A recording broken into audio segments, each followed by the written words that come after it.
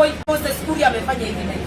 But today Gachagua, wewe mwenyewe uliambia Wakenya ukawaambia ya kwamba serikali ni ya shares, ya wale watu ambao wako na shares.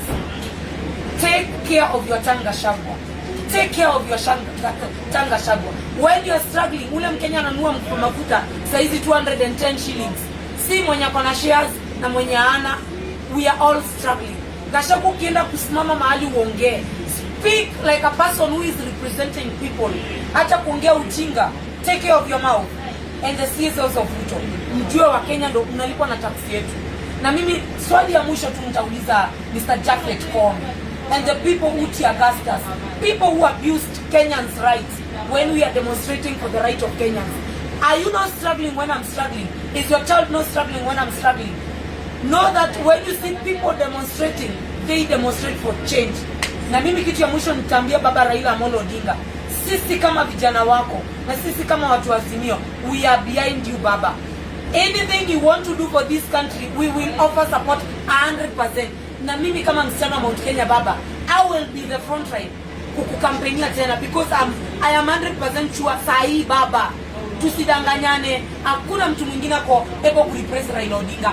Raila is the only person who can sort issues of Kenyans. Let's not lie to each other. Raila is the only person saizi akiapishwa, kesho kutwa maisha wa Kenya itakuwa imebadilika. Leo hii tukiapisha Raila Amolo Odinga, kesho kutwa unanunua mafuta na 120 shillings. Leo hii tukiapisha Raila Odinga, school fees, universities wanapata nini? Wanapata help na school fees inashukishwa.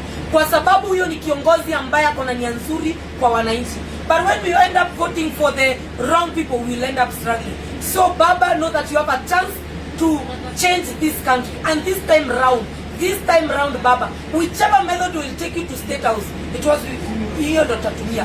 Kwa sababu sisi tuna struggle, tunaumia sisi wote. Whether you voted Azimio, whether you voted UDA, we are all struggling. So it's a wake up call to Mama Mboga. Don't vote with emotion. Vote for a person due to capability, because that person is able to transform you. Na asanteni sana wa Kenya, I'll be there with you. I am back fully. Nilikuwa nikae holiday yangu for some time, but because of public demand, singekaa. I have heard your cries. I'm there to, mimi ndio mtetezi wenu. I am here to speak for my people. Thank you so much, Nairobians and entire Kenyans.